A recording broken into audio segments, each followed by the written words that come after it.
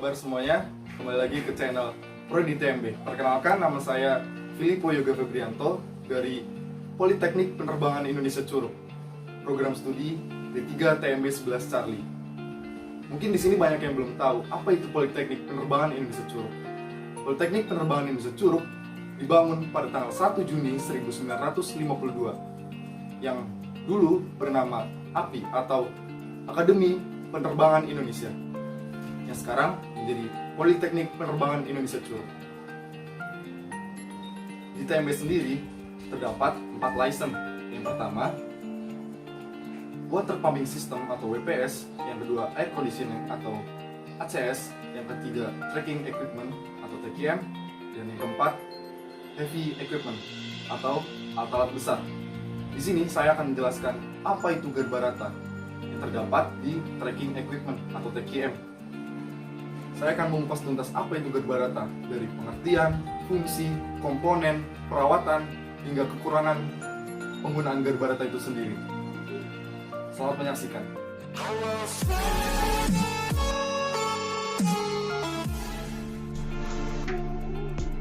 Yang pertama, kita akan bahas definisi Garbarata. Garbarata adalah jembatan berdinding dan beratap yang menghubungkan ruang tunggu penumpang ke pintu pesawat terbang untuk memudahkan penumpang masuk ke dalam dan keluar dari pesawat. Kemudian kita bahas fungsi Garbarata. Garbarata dibuat berbentuk lorong, dipasang pada sebuah terminal bandara. Melalui lorong ini, penumpang bisa leluasa naik, turun, atau menuju pesawat udara di gedung terminal. Jembatan penyeberangan ini akan menjaga penumpang dari hujan, salju, suara bising pesawat, dan debu. Pergerakan dari rotunda dan kabin dihasilkan saat motor induksi bekerja. Lalu, kerja yang dihasilkan motor ditransfer melalui rantai dan gear pada curtain yang mengelilingi luar kabin dan rotunda. Curtain yang terdapat pada rotunda dan kabin dengan sendirinya akan menggulung di bagian ujung sisi kanan atau kiri searah dengan arah geraknya. Sementara itu, pergerakan dari wheel bogie dihasilkan dari dua motor induksi yang membuat kerja dengan berlawanan arah. Semua pergerakan dikontrol dari konsol dash yang terdapat pada kabin. Selain motor induksi, terdapat juga aktuator pada kabin yang berfungsi untuk pergerakan cabin floor dan kanopi.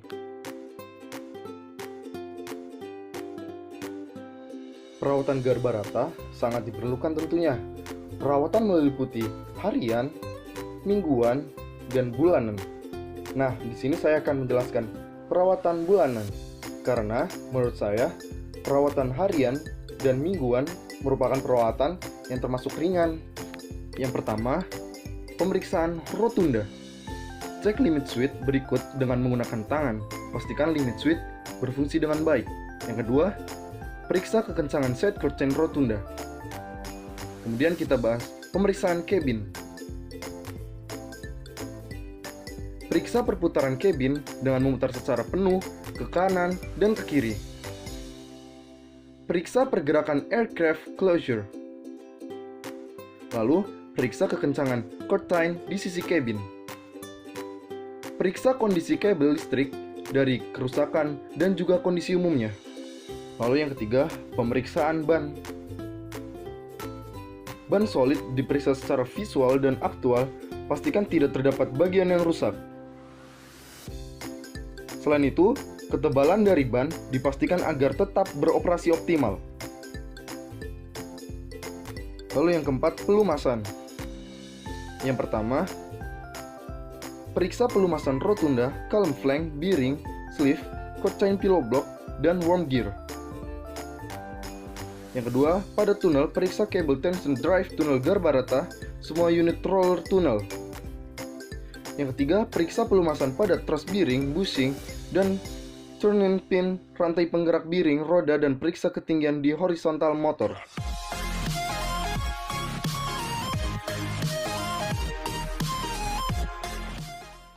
Apa aja sih komponen di Garbarata? Yang pertama, tunnel. Bagian badan Garbarata yang dapat bergerak secara teleskopi serta dapat menyesuaikan ketinggiannya terhadap pesawat yang hendak dijangkau. Yang kedua, rotunda. bagian dari garbarata yang menjadi penghubung fixed gate dengan tunnel. Yang ketiga, panel utama, terletak pada bagian luar rotunda, yaitu pada pondasi rotunda, berfungsi sebagai kontrol utama dari sistem kelistrikan. Yang keempat, cabin, bagian dari garbarata yang bersentuhan dengan bagian pintu pesawat. Lalu, yang kelima, tunnel roller and rail. Roller terletak pada sisi dalam dan luar dari tunnel garbarata yang bergerak maju, mundur. Fungsi utamanya sebagai prediksi gesekan yang terjadi pada tunnel satu dengan tunnel lainnya. Lalu yang keenam, service door, pintu yang bisa digunakan oleh operator jika akan menggunakan garbarata atau melakukan perawatan tanpa harus memasuki gedung terminal terlebih dahulu. Lalu yang ketujuh, console desk, berfungsi untuk mengoperasikan garbarata. Pada console desk akan ditemui beberapa kontrol yang fungsinya sebagai alat komunikasi visual dari kamera pada tunnel.